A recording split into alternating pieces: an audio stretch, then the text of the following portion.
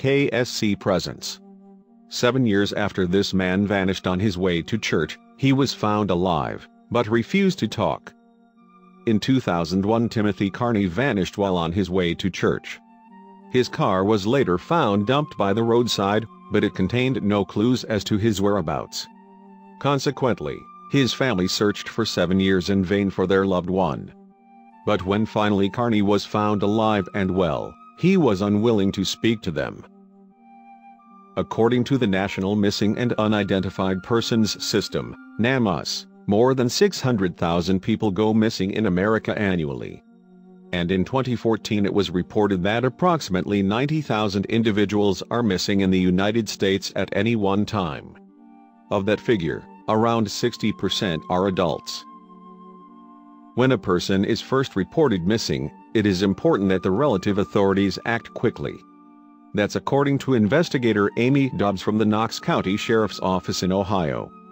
The first 12 to 24 hours are the most critical in an active missing persons investigation, she stated to USA Today in 2014.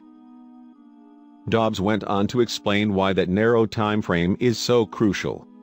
She told USA Today, "The longer it takes for a case to be reported and become an active investigation, the less likely a positive outcome will occur. And when it comes to missing children, the window of action is even smaller. For missing minors, it's the first 3 hours after their disappearance which are particularly crucial. That's because 76% of children that are killed following an abduction die within that window, as claimed by a study released by the Washington State Attorney General's office in 2006. However, it's estimated that just one child in every 10,000 reported missing is discovered deceased.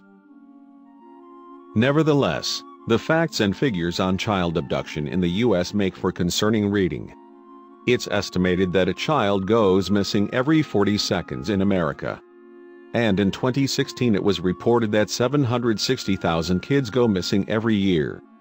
Thankfully, most of these cases are solved in just a number of hours.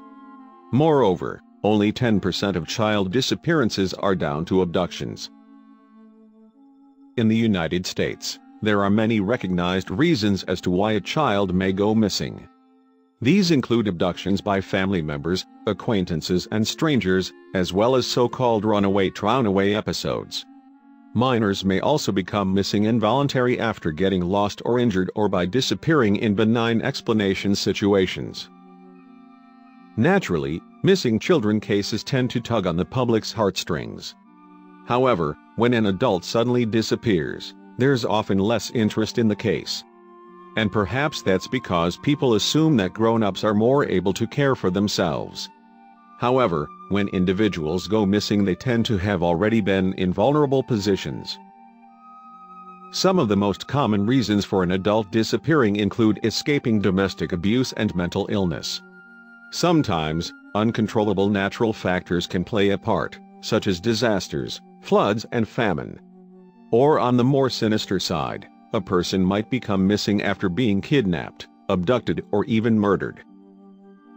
That said, people can still go missing for seemingly none of these reasons and leave no clues in their wake. Situations like this are often compared to someone disappearing off the face of the earth. In these occasions it sometimes appears that there's no hope in sight. But in rare cases individuals return in the strangest of circumstances. One such occurrence happened with the disappearance of Lula Hood. The single mother from Galesburg, Illinois, vanished in 1970 following an argument with her family, leaving her 15-year-old daughter at home. Hood's disappearance mystified police until 1996 when they believed they'd reached a breakthrough. It was then that human remains were discovered in a brickyard in Galesburg. It was presumed they belonged to Hood and consequently the case was closed. However, when in 2009 her family requested new DNA technology be applied to the remains, it was discovered that they were not Hood's. In another bizarre twist, Hood was eventually located in Jacksonville, Florida, in 2011. By that point she was a mom to 14 kids and was herself 84 years old. No explanation was given as to why she vanished, but it was suggested her lifelong struggles with mental health may have been a factor. Nevertheless, Her daughter Grace Kivisto was happy to learn her mother's fate. "I'm going to see her as soon as I can," she told WQ80 in 2011. "I can't believe it." Another person who seemingly vanished without a trace was Arthur Jones, who went missing back in 1979. The father of three had a good job with the Chicago Board of Trade, but disappeared after telling his wife he had an unexpected meeting. He then rushed out of the house and wasn't seen for decades. In the wake of his disappearance, it was discovered that Jones had sold his seat on the Board of Trade to help pay a gambling debt worth $210,000. Moreover, in the run-up to Jones' vanishing, another trader called Carl Guimari had been murdered. As a result, authorities suspected criminal activity. But due to a lack of leads, the case involving Jones' disappearance soon went cold. As a result, he was declared dead in the eyes of the law in 1986, 17 years after he went missing. But this was not the end of Jones' story. In 2011, he was found very much still alive. Investigators found Jones living under a fake name in Las Vegas, Nevada, where he was working at a casino. But it might well have been better for Jones if he had remained missing. Indeed, after he was found, he was charged with a number of crimes including burglary, fraud, and using another person's ID. Naturally, the discovery of some missing people provides that person's family with closure. However, in other cases it simply adds to the mystery surrounding their disappearance and life thereafter. And that's exactly what happened in the case of Petra Potsytka, a German student who went missing in the town of Braunschweig in 1984. At the time of her disappearance, Potsytka was expected to attend her brother's birthday party. But as things turned out, she never arrived at the event. A subsequent manhunt proved unsuccessful and she was legally asserted to be dead in 1989, with many people believing she had been murdered. As time passed, the public presumably put the disappearance of Potsytka to the back of their minds. However, in 2011 her story reappeared after a burglary in Dusseldorf. A woman named Mrs. Schneider called the police to report the crime at her home, and later confessed that she was in fact Potsytka.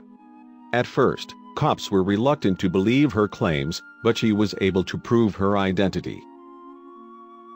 Potsytka said she had moved all around Germany and had lived under a number of false identities since she vanished. However, she offered no insight into why she disappeared in the first place. Nor did she have any longing to reconnect with her family, who had been grieving for over 15 years. A similar thing happened in 2012 when Timothy Carney was found after 7 years of being missing. At the time he vanished, Carney was 25 years of age and living in an apartment in Butler, New Jersey. He shared the residence with Roy Anthony, who was actually the last person to see him. Before he disappeared, Carney had allegedly called his boss to tell them he was running late for his shift. However, that was the last that anybody heard of him.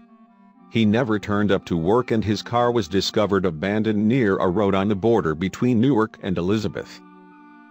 Following Carney's mysterious disappearance, his mother and father, Phyllis and Ed, dedicated their efforts into searching for their son.